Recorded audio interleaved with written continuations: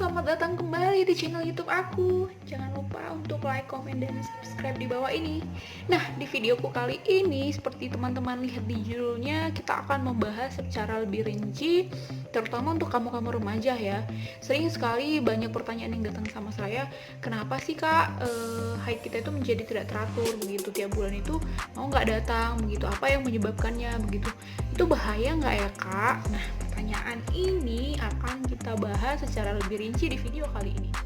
Nah, namun sebelum kita ke faktor-faktor penyebabnya, kita harus samakan atau satukan persepsi dulu apa sih definisi haid yang normal itu. Haid yang normal itu adalah simpelnya begini, tiap bulan kamu datang haid.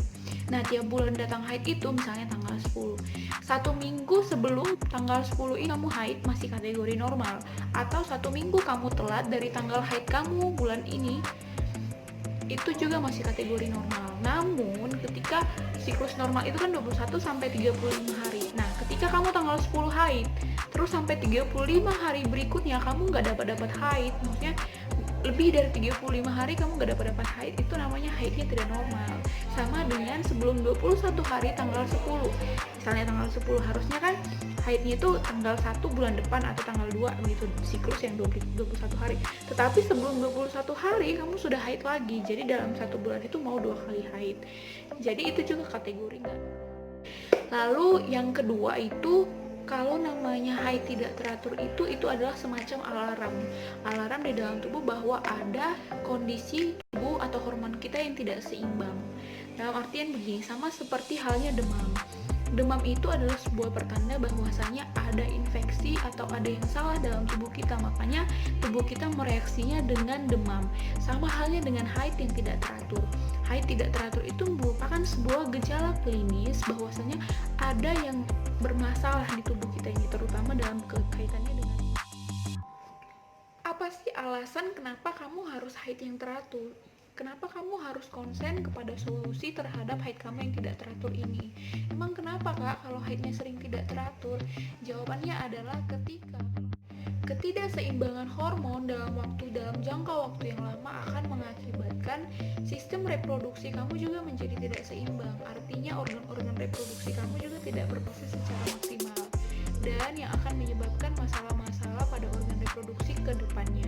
Jadi buat kamu para remaja ini sekarang mulai konsen kepada apa yang harus kamu lakukan atau apa solusi yang bisa kamu lakukan. Jadi faktor penyebab yang pertama adalah berat badan. Jadi kamu bisa lihat berat badan kamu, apakah faktor ini menjadi kategori bahwasanya haid kamu itu nggak teratur karena berat badan. Nah, berat badan di sini bukan hanya ketika kamu terlalu gemuk, bukan, terlalu kurus juga dapat mempengaruhi ketidakseimbangan hormon. Karena apa? Kan hormon itu salah satunya terdiri dari kolesterol. Berarti ketika ada masukan asupan nutrisi juga mempengaruhi keseimbangan hormon.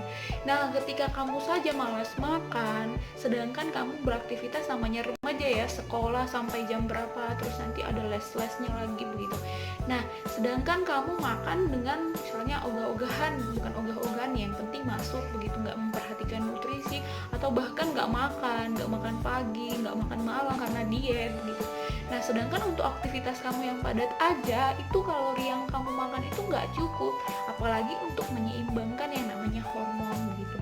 Nah, sedangkan kalau yang terlalu gemuk, ini juga kisah nyata ya dari aku.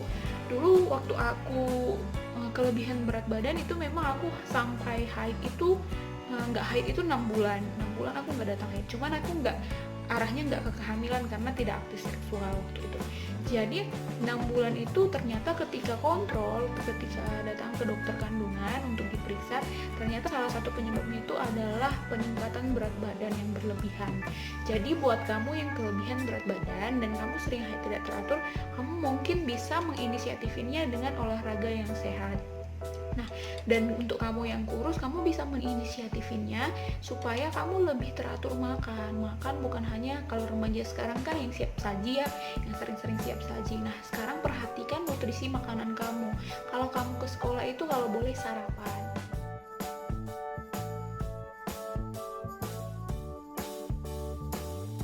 Nah, untuk mengetahui berat badan kamu normal atau enggak, berarti dengan mengukur indeks massa tubuh ya, IMT. Nah, kalau kamu mengukurnya mungkin bisa download aplikasi IMT. Jadi kamu tinggal masukin umur, tinggi badan, berat badan, nanti akan keluar IMT kamu termasuk normal atau enggak. Yang kedua adalah pola aktivitas. Pola aktivitas atau rutinitas kamu di sekolah yang mungkin cuma duduk, lalu sampai di rumah juga duduk, terus main game, main gadget, nggak ada istilahnya untuk pola aktivitas memperlancar peredaran darah. Nah, itu diharapkan atau disarankan untuk solusinya cobalah untuk beraktivitas fisik. Beraktivitas fisik itu karena kalian seharian di sekolah, atau maksudnya dalam keadaan kebanyakan itu memang duduk mendengarkan guru begitu, paling pun 30 menit untuk istirahat sama teman-teman yang bergaul begitu. Sampai di rumah kalian cuma di rumah aja begitu, main gadget apa segala macam, jadi tidak ada aktivitas fisik. Nah, solusinya buat kamu yang haidnya tidak teratur, cobalah untuk beraktivitas fisik. Misalnya kalau kamu pulang sekolah, nah di pulang sekolah itu jaraknya dari rumah kamu dengan sekolah dekat, kamu boleh jalan kaki pulang ke rumah, atau misalnya kamu boleh workout atau zumba, atau contoh kecilnya kamu bisa bantu orang tua kamu untuk beraktivitas di rumah, rumah, nyapu halaman, cuci piring. Itu aktivitas yang sebenarnya sederhana tetapi bisa melancarkan peredaran darah yang akan menyebabkan keseimbangan hormon di dalam tubuh kamu begitu. Lalu penyebab yang ketiga itu adalah tingkat stres. Secara tidak sadar, teman-teman yang remaja mungkin mengalami stres. Dalam artian stres itu adalah ketika kamu sudah beraktivitas harian penuh, pressure-nya atau tekanannya kan tinggi kan. Belum lagi kalau saya dulu waktu sekolah ya, satu hari itu ada 7 les mata pelajaran, dan 7-7-nya itu beda mata pelajaran semua. Belum lagi 7-7-nya itu ada PR-nya, belum lagi 7-7-nya itu di antara 7-7-nya itu ada ujian begitu. Memang benar-benar pressure-nya itu besar sekali begitu. Nah, tingkat stres seperti itu bisa mempengaruhi keseimbangan hormon di dalam tubuh kamu begitu secara kamu tidak sadar. Nah, terus apa solusinya untuk stres ini adalah cara mengurangi stresnya. Nah, sedikit cerita tentang pengalaman saya dulu waktu sekolah. Itu saya punya siklus haid yang teratur karena berat badan saya dulu normal. Lalu aktivitas fisik saya bukan hanya di sekolah, bukan hanya les, tapi lebih ke ekskulnya itu main volley, main basket, ngedance begitu. Jadi memang benar-benar aktivitas fisik. Lalu yang ketiga itu kelola stres. Memang pressure-nya besar sekali ya, yang namanya anak sekolah, anak remaja itu pressure-nya besar. Tetapi bagaimana cara kamu mengelola stres? Cara mengelola stres itu bagaimana? Usahakan setiap hari itu kamu ada tertawa di sekolah. Tapi bukan berarti kamu tertawa membuli teman-teman kamu. Kamu harus tertawa, setidaknya 3 kali sehari kamu harus tertawa. Mau itu ketawa ringan atau ketawa yang sampai ngakak hahaha gitu. Itu nggak masalah, itu salah satu cara untuk mengurangi pressure atau tingkat stres kamu. Lalu untuk kelola stres yang kedua, kamu bisa melibatkan teman-teman kamu. Dengan artian kamu bisa tertawa dengan tanda kutip tidak membuli ya, bukan karena membuli kamu bisa tertawa. Jadi kamu bisa tertawa misalnya main TikTok atau main apa saja yang bisa merefresh pikiran kamu. Dulu waktu saya sekolah itu meskipun sebesar itu tekanan untuk belajar, tetapi ada saja yang membuat saya itu jadi fresh gitu. Dalam artian teman-teman yang gokil, teman-teman yang lucu, hal-hal yang memang tidak terduga yang menyebabkan tiap hari itu saya ada tertawa begitu, yang saya sadari saya tertawa begitu. Jadi tingkat kelola stres itu harus ditingkatkan gitu supaya hormon di dalam tubuh kamu juga seimbang gitu. Hormon ini kan sensitif ya, maksudnya diberi aksi sedikit saja dia akan memunculkan reaksi, baik itu normal maupun yang tidak normal begitu. Nah, pertanyaannya mungkin teman-teman bertanya ya, teman-teman yang remaja bertanya, kenapa teman saya haidnya teratur sedangkan saya tidak teratur, sedangkan dia dari pola aktivitasnya aja dia termasuk orang yang mageran di rumah begitu. Nah, yang saya sarankan buat teman-teman ini kan maksudnya coba tarik ke pribadi teman-teman, karena meskipun terlihatnya sama pola aktivitas dan segala macamnya, ada pasti perbedaan yang membuat teman-teman itu berbeda sama teman-teman yang lain yang teratur haidnya. Dalam artian mungkin nutrisi yang dia makan berbeda sama nutrisi yang teman-teman makan, yang pertama. Terus yang kedua, tingkat kelola stresnya bisa lebih baik daripada teman-teman.